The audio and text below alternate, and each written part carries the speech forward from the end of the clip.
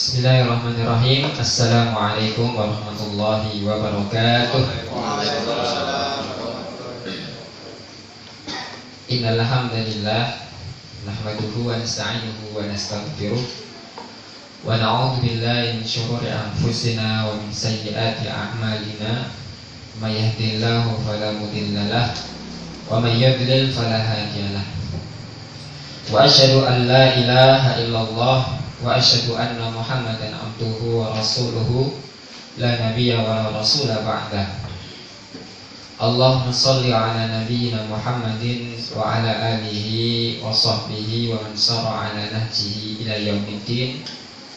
Ibadallah, usini wa iyyakum bittaqwallah, faqad fazal muttaquna kama qala ta'ala ya ayyuhalladzina amanu taqullaha wa qulu qawlan sadida yuslih lakum a'malakum wa yaghfir lakum dzunubakum wa may yuti'illaha wa rasulahu faqad faza fawzan 'azima. Amma ba'du.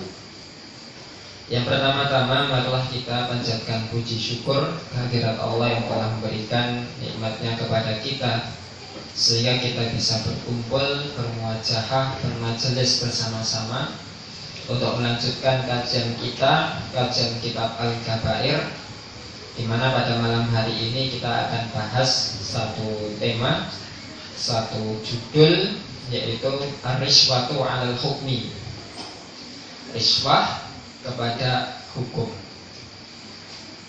Shalawat dan salam semoga senantiasa tercurah limpahkan kepada junjungan Nabi Allah Muhammad sallallahu alaihi wasallam dan juga kepada keluarganya, para sahabatnya, tabi'in, tabi'ut tabi'in, orang-orang soleh yang istiqomah sampai hari akhir, dan kita berharap telah Allah memberikan kita syafaat di hari akhir nanti. Allahumma amin. Bapak-bapak, ibu-ibu, jamaah yang dirahmati Allah Subhanahu wa taala. Qala al-musannif rahimahullah, musannif penulis kitab Al-Imam Ad-Dahabi berkata, al-kabiratu tsaniyatu wa tsalatsun, dosa besar yang ke-32, akhdar rishwati 'alal hukmi, mengambil riswah kepada hukum.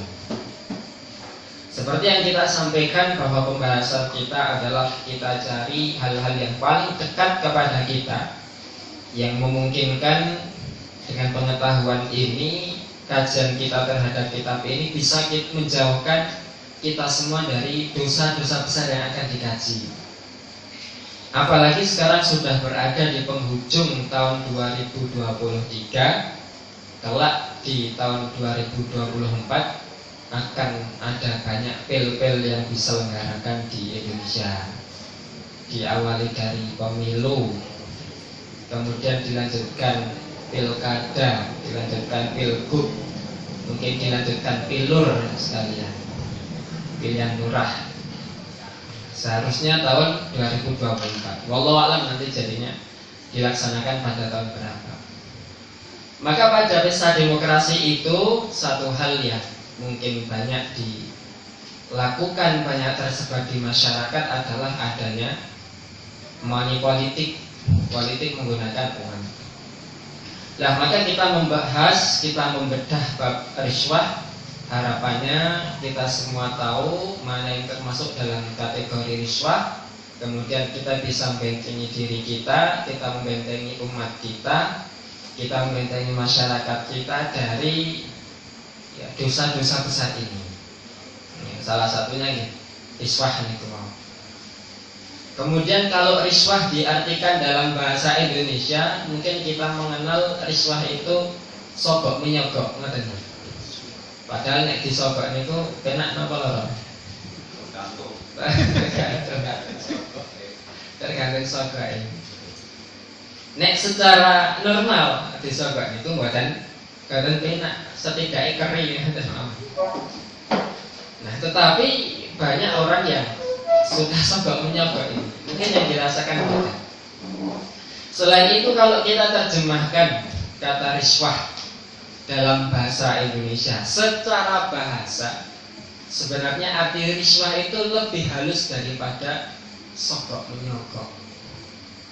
Jadi riswah itu berasal dari kata rosyayarsyu, yang artinya itu memperciki.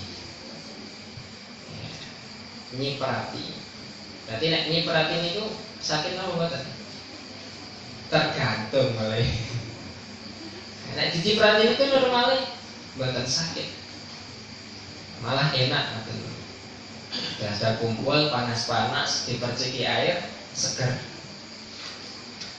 Nah, maka arti riswah yang artinya hanya percikan itu tadi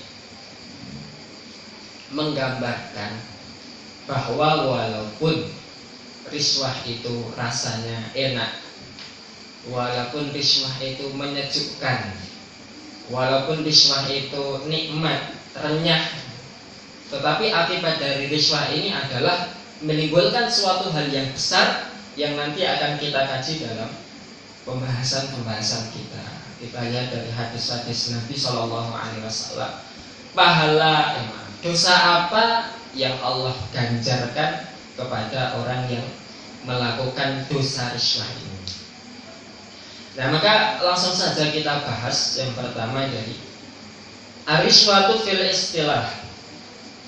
Pengertian riswah secara istilah adalah ma yu'ta li ibtali haqqin aw li ihqaqi batilin.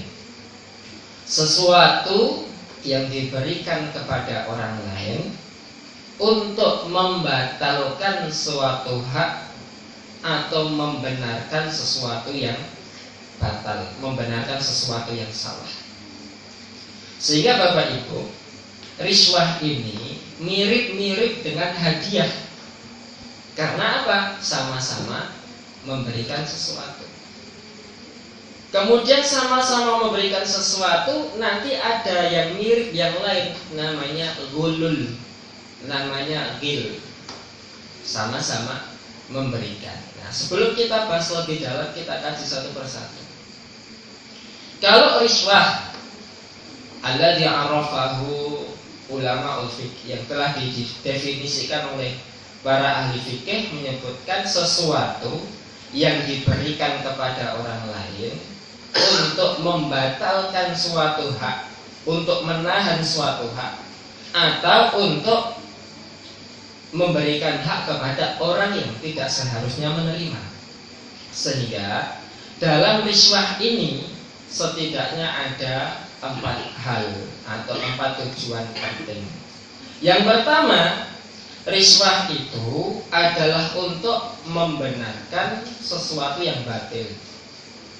Misalkan seorang hakim, seorang pengadil yang memutuskan suatu perkara, menentukan mana yang benar dan juga mana yang salah. Nah, seharusnya dengan tanda-tanda, bukti-bukti, dakwaan-dakwaan, harusnya si A yang benar, si B yang salah. Nah, kemudian diberikan sesuatu untuk merubah keputusan hakim tadi, sehingga si B lah yang benar, si A lah yang salah. Maka ini termasuk riswah. Atau yang kedua, membatalkan sesuatu yang hak. Misal dalam suatu kasus, ketika ada perlombaan misalkan, kemudian sudah dinilai, semua sudah tampil, dicari mana yang paling bagus menurut para juri. Ternyata dari para juri menentukan si A lah yang paling bagus. Tetapi karena si B yang sudah menyokok panitia, sehingga panitia merubah yang seharusnya si B yang menang menjadi si A lah yang menang. Jadi untuk membatalkan sesuatu hak yang menjadi milik orang lain. Atau tujuan yang ketiga, riswah ini bertujuan untuk mendapatkan suatu kemanfaatan. Misal ada orang yang mendekat kepada seorang pejabat publik misalkan, kemudian diberikan, ketika ada tes sesuatu, tes pekerjaan atau tes kepegawaian, kemudian ada suatu orang yang mendatangi panitia, mendatangi pejabat tertentu, kemudian memberikan sesuatu, tolong ya, engkau anakku diprioritaskan. Jadi belum ada hasil, belum ada tes, tapi pemberian tersebut diniatkan untuk mendatangkan suatu kemanfaatan. Atau yang terakhir, riswah itu diberikan untuk menahan hak orang lain. Misalkan dalam satu perlombaan lagi yang menang harusnya si A tapi ditahan. Ojo dikeke si A. Ya keke sapa? Keke si C. Lho kamu siapa ini si C? Ya ora sapa-sapa. Gur aku ora seneng karo si A. Nah, mloko sing menang kekno si C wae, ojo nganti si A menang. Nah, ini untuk menahan atau menyerahkan hak kepada orang lain. Inilah riswah. Kemudian kalau yang kedua, ghulul, itu adalah pemberian yang diberikan kepada orang lain, sedangkan orang yang diberi tersebut pada dasarnya dia tidak berhak menerima pemberian tersebut karena dia terikat dengan suatu jabatan. Adapun yang ketiga yaitu hadiah. Nek hadiah niki lebih luas, lebih bebas lagi. Pemberian dalam bentuk apapun yang bisa diberikan kepada siapapun tanpa ada motif terselubung kecuali satu motif, yaitu sebagaimana disampaikan oleh Nabi, tahadu tahabu, saling memberilah hadiah agar saling mencintai. Kalau bapak-bapak ini nek pun mulai bosen kali bojone, mang panjenengan paringi hadiah. Insya Allah mungkin garwane panjenengan tambah cinta kalian jenengan. Mbok menawa mengko terus gantian. Mungkin panjenengan sing gentosan ditumbaske hadiah. Nggih ngangge antone panjenengan dhewe. Dari saya oleh istri saya untuk saya sendiri. Mirip dengan prinsip demokrasi. Lanjut. Nah, itu tiga hal yang berbeda. Kemudian secara hukum jelas riswah atau suap, kemudian ghulul itu adalah suatu perbuatan yang diharamkan, suatu perbuatan yang tidak diperbolehkan.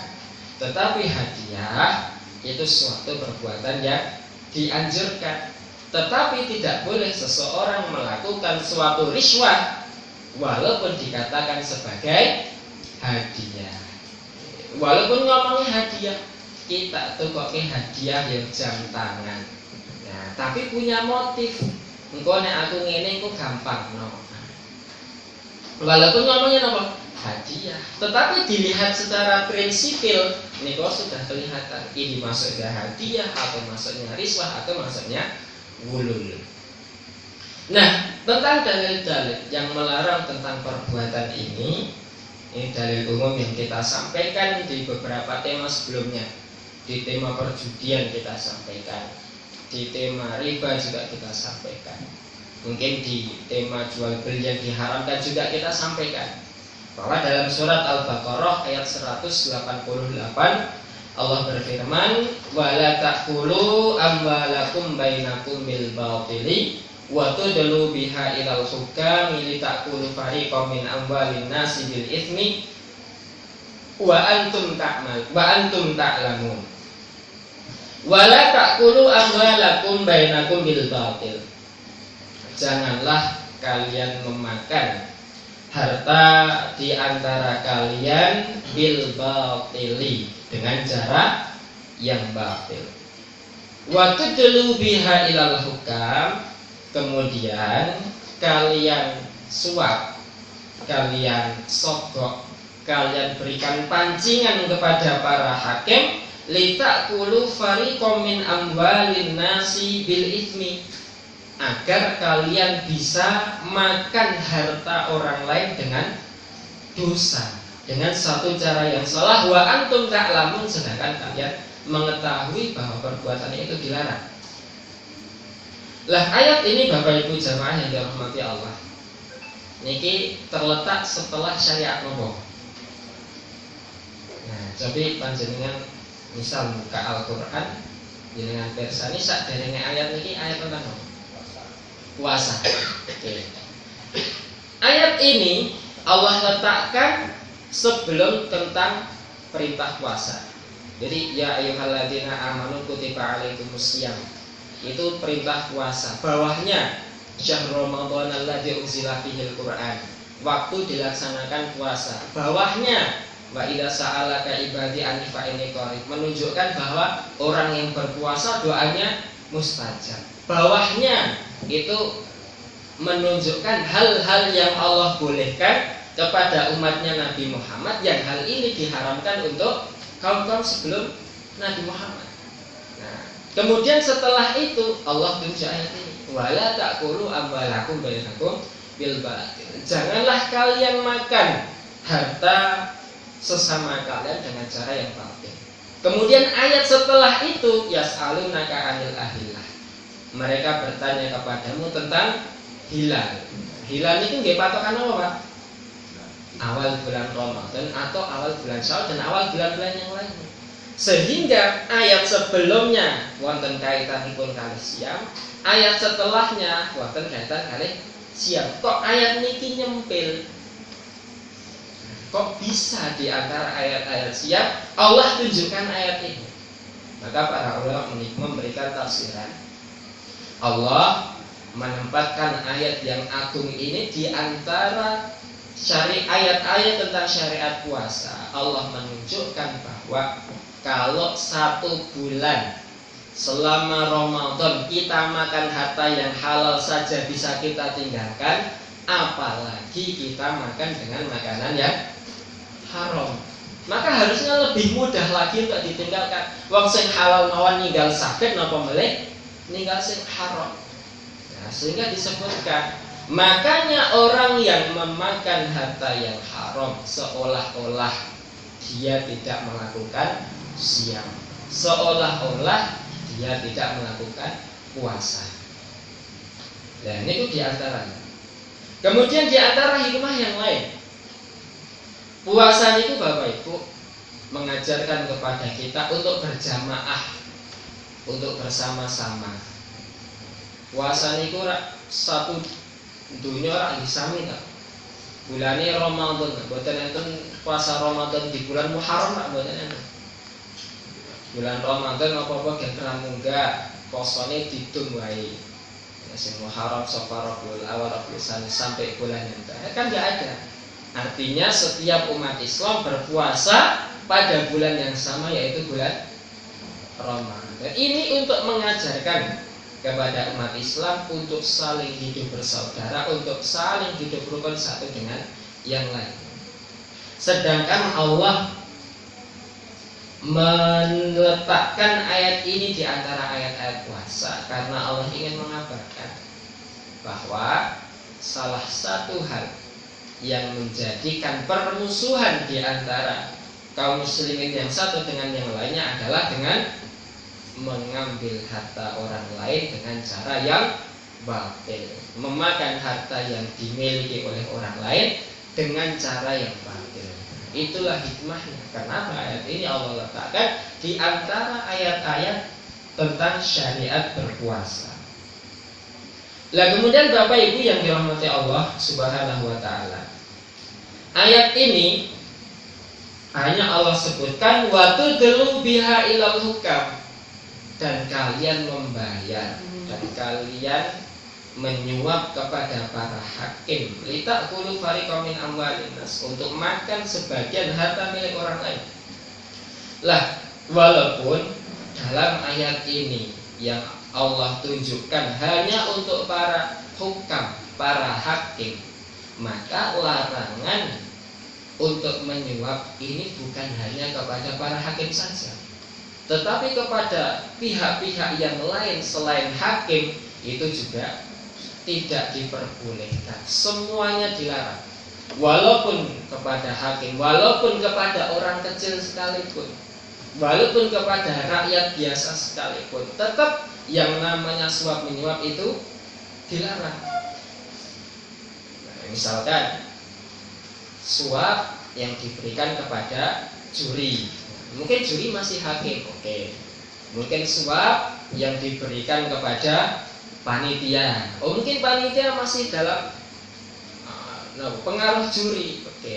Mungkin suap yang diberikan kepada pejabat publik tertentu yang bisa memberikan izin, misalkan.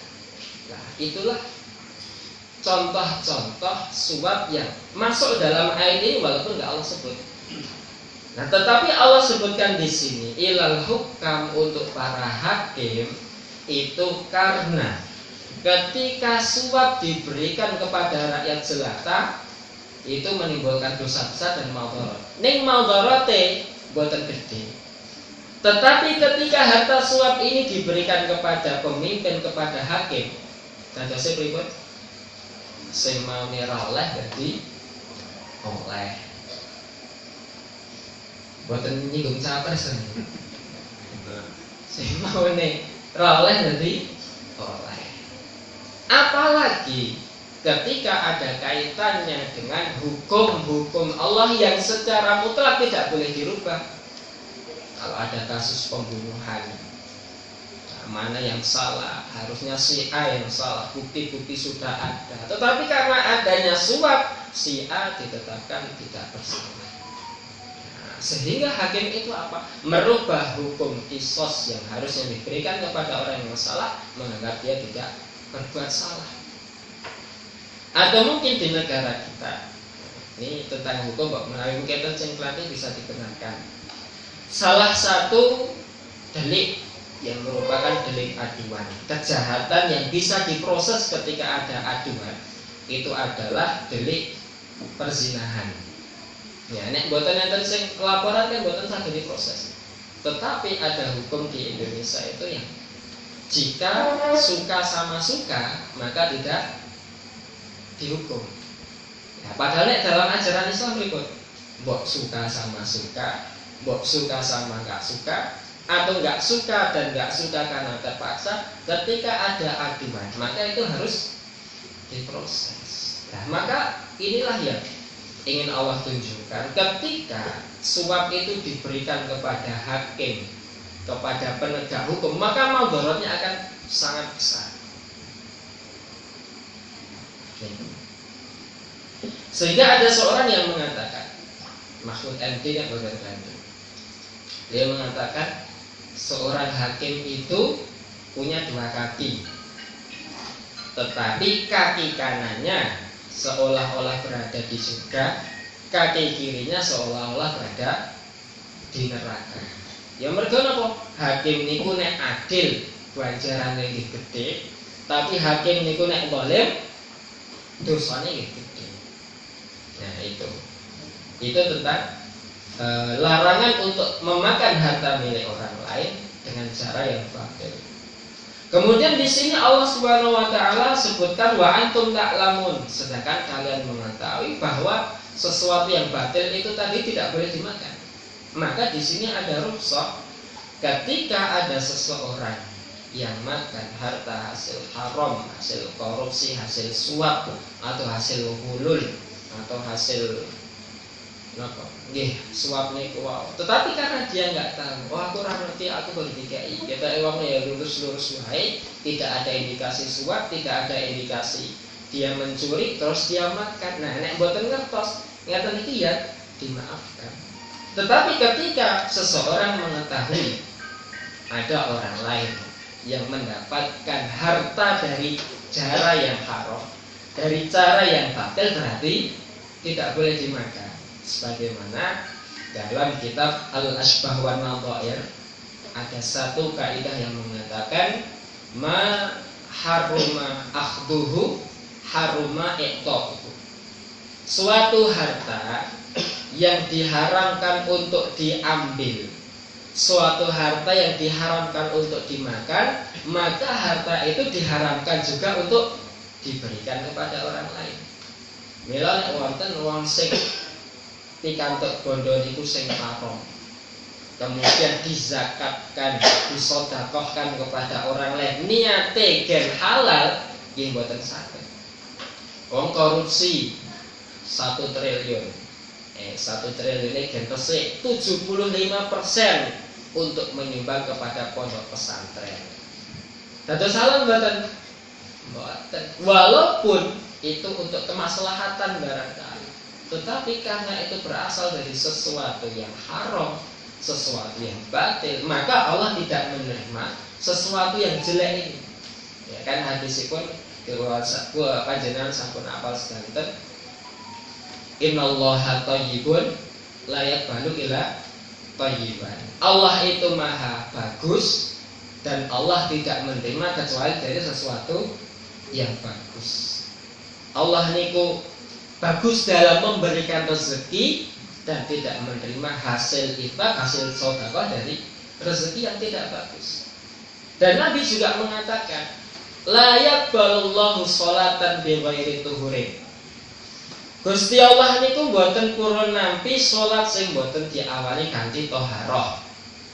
Nah, terus sing hadas besar, junub wonten niku langsung salat. Ditampi mboten? Mboten. Wala shadaqatan min ghululin.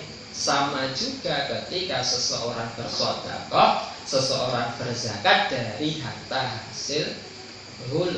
Karena harta yang haram itu tidak boleh diberikan untuk Allah, untuk agama Allah fisabilillah, dan juga tidak boleh diberikan kepada siapapun. Nah, dipangan dhewe pun ya sama saja tidak boleh. Maka dari sesuatu yang haram itu caranya bukan diteruskan, tetapi dikembalikan kepada siapa yang paling berhak untuk menerimanya. Kemudian di sini Imam Az-Zahabi menukil satu hadis. An Abi Hurairah radhiyallahu anhu qala. Dari Abu Hurairah radhiyallahu anhu dia berkata, qala Rasulullah sallallahu alaihi wasallam. Rasulullah sallallahu alaihi wasallam bersabda, la'anallahu ar-rasiya wal murtasi fil hukmi. Rasulullah sallallahu alaihi wasallam itu melaknat dua orang. Satu ar-rasi, orang yang menyuap. Yang kedua wal murtasi, dan juga orang yang menerima suap fil hukmi, dalam perkara hukum. Ada dalam riwayat yang lain tanpa menggunakan kata fil hukmi. Maka di sini Nabi mengabarkan orang yang menyuap dan juga orang yang disuap niku sama, semuanya mendatangkan laknat dari Rasulullah Shallallahu Alaihi Wasallam. Padahal Bapak Ibu, nek biasanipun kita niku khutbah, nek biasanipun kita niku ceramah, niku kan mesti ngeten. Sholawat dan salam marilah senantiasa kita haturkan kepada Nabi Muhammad, para sahabatnya, dan mudah-mudahan kita mendapatkan syafaat di hari akhir. Tetapi untuk dua orang ini, satu ar-rasi, yang kedua al-murtasi, orang yang menyuap dan orang yang menerima suap, kata Rasulullah, la'anallah, Allah menjauhkan mereka. Nabi sudah melaknat dari zaman dulu. Laknat atau terlaknatlah orang yang menyuap dan orang yang menerima suap. Nah, laknat itu apa? Riyen pun kita bahas. Al-laknatu lughatan al-bu'du. Laknat itu secara bahasa adalah jauh. Jauh saking pundi? Jauh dari rahmat Allah. Ya sing biasa, sing kedahipun kita umat Nabi Muhammad itu pikantuk syafaat, kita pikantuk air dari telaga Haud. Nah, karena orang-orang yang menyuap dan orang yang menerima suap niku sampun dilaknat Nabi, maka dia tidak mendapatkan syafaat dari Rasulullah. Atau mungkin dia tidak mendapatkan haud, air minum dari telaga Haud Rasulullah Sallallahu Alaihi Wasallam. Atau dalam artian orang yang melakukan suap dan menerima suap, tempatnya kepada neraka itu lebih dekat daripada tempatnya menuju surga. Nah, maka dari hadis ini Nabi menunjukkan pada dasarnya orang yang berperan dalam suap menyuap itu semua sama, mendapatkan laknat, mendapatkan celaka dari Rasulullah Sallallahu Alaihi Wasallam. Tetapi Bapak Ibu, teng mriki Imam Az-Zahabi menukil pendapat para ulama. Ada suatu pengecualian bahwa riswah atau sogok menyogok itu ada yang diperbolehkan. Lah, seperti apa suap yang diperbolehkan itu? Kita bahas ini. Qala ulama, para ulama mengatakan, farrashi huwa alladhi yu'ti rishwata orang yang memberikan riswah, orang yang memberikan suap. Wal murtasi huwallazi ya'khudhur riswata, dan orang murtasi yaitu orang yang mengambil suap itu tadi. Wa inna ma talhaqul la'natur rasiyah idza qasada biha adiyatu muslimin aw yanalu biha ma la yastahiq.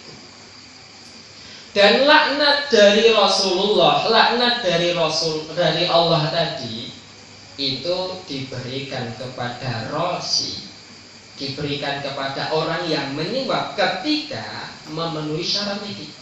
Qusida biha adiyatu muslimin.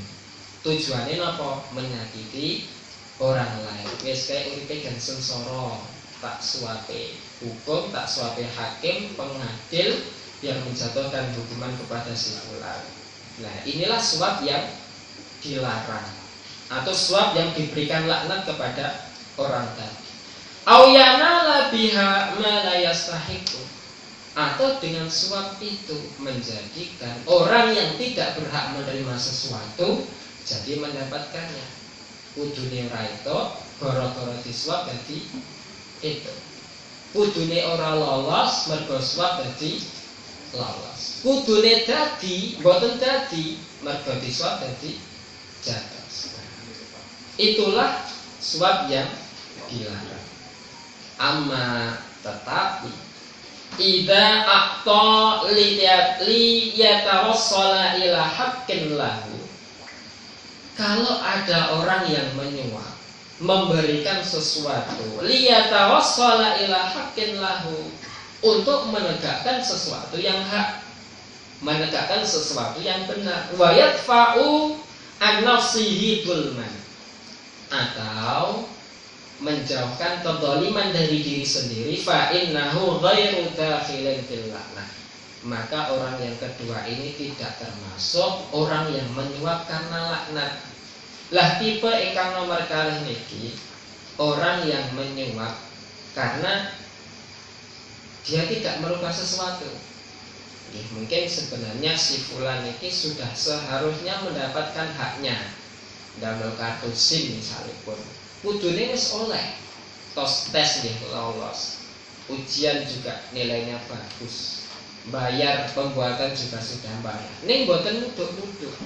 Nah, maka di sini ada suatu kezaliman, di sini ada suatu madarat, sehingga SIM itu tidak turun kecuali dengan membayar, dengan menyuap lah, maka ini suap yang diperbolehkan. Nah, wa amal hakimu, sedangkan hakim atau pihak penyelenggaranya, nek SIM di kepolisian itu farishwatu alaihi haramun aqala biha haqqan au daf'a biha tulman. Adapun dari pihak yang seharusnya menyerahkan sesuatu kepada yang berhak, nah itulah orang yang berdosa. Mila nek wonten tiyang sing kedah bayar karena untuk mengambil haknya, maka itu tidak termasuk suap yang diharamkan. Tetapi siapapun orang yang menerima suap, baik karena memberikan hak orang lain, baik karena menjaga orang lain dari kezaliman, maka sama saja. Itu sama-sama apa? Sama-sama dosanya.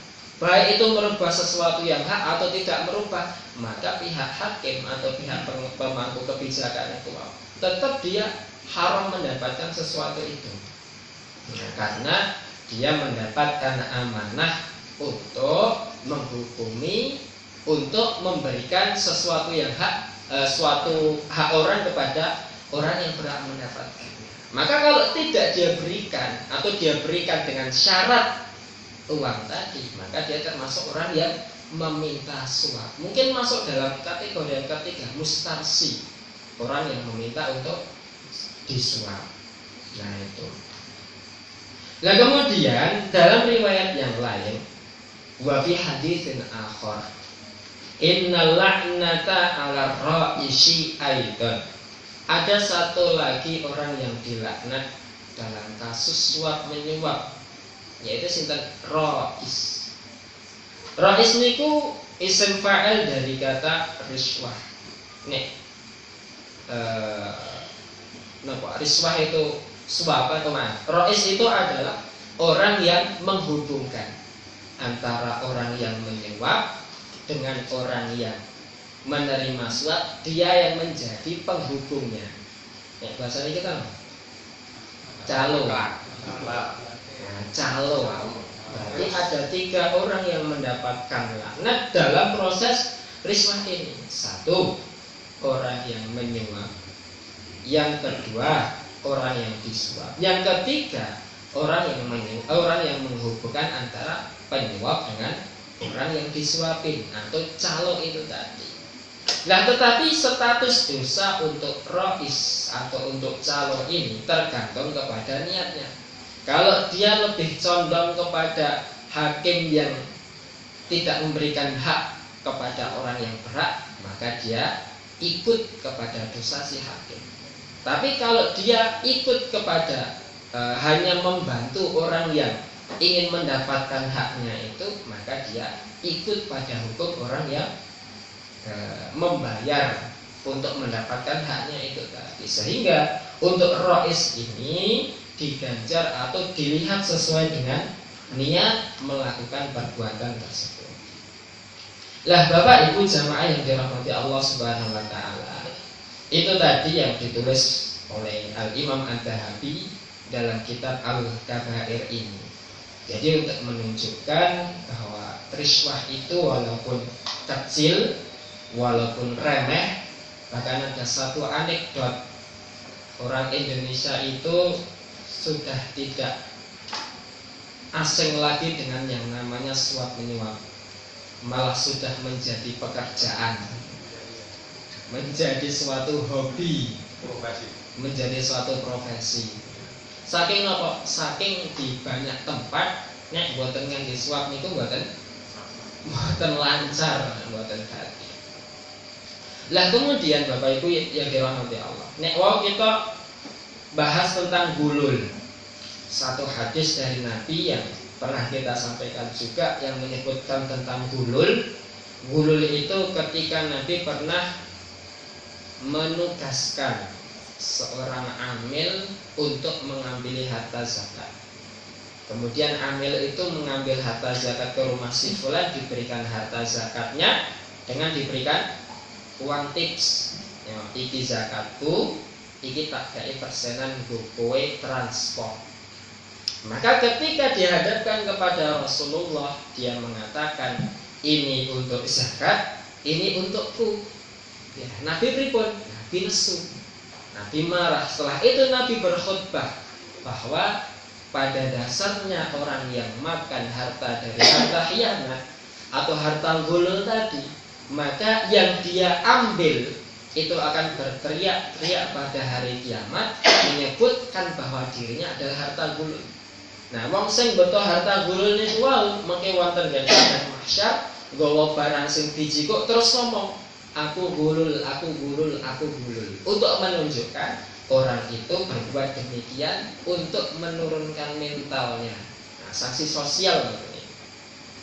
Lah tetapi Bapak Ibu, di sini dibedakan hukum ketika seseorang mendapatkan uang tips ketika dia bekerja di pemerintahan, diamanai oleh pemimpin, oleh amir, oleh presiden, dengan orang-orang yang mendapatkan tips sedangkan dia bekerja kepada orang biasa atau swasta.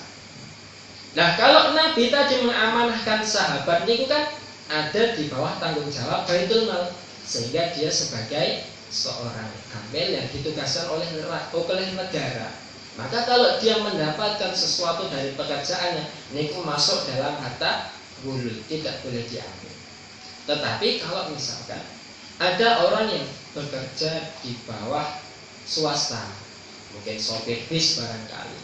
Nah ini biasanya nek kita nyewa bis ini kan bayarnya kalih ya, bayar bis ya, bayar piyambak, bayar sopirnya, bayar piyambak. Padahal sopir itu sampun pikatuk gaji sendiri. Nah maka untuk orang yang bekerja di bawah swasta atau pihak perseorangan, maka dia hukumnya sama seperti muwakil dari orang yang punya pekerjaan tersebut. Berarti ketika ada harta yang ada uang tips yang diberikan kepada pegawainya, yang diberikan kepada muwakilnya, status uang tips itu milik tuannya. Mila kedanipun pripun? Pegawai tadi yang disampaikan pertama kali adalah lapor kepada tuannya. Saya dapat dari si fulan sekian, saya dapat tips dari si fulan sekian. Nah setelah itu tergantung dari majikannya. Nek mengikhlaskan juga lebih baik, nek mau diambil itu juga hak orang yang punya pekerjaan itu tadi. Sehingga seseorang yang mendapatkan tips dari pekerjaannya itu tidak boleh langsung diambil, karena hakikatnya dia hanya sebagai mewakil dari orang yang punya pekerjaan itu tadi. Nah mungkin itu sedikit pembahasan kita di malam hari ini. Barangkali sudah cukup malam, ada kegiatan yang lain yang mau dilaksanakan setelah ini, biar tidak mengganggu aktivitas orang. Kita akhiri dengan baca alhamdulillah. Syukran. Wassalamualaikum warahmatullahi wabarakatuh. Assalamualaikum warahmatullahi wabarakatuh. Waalaikumsalam.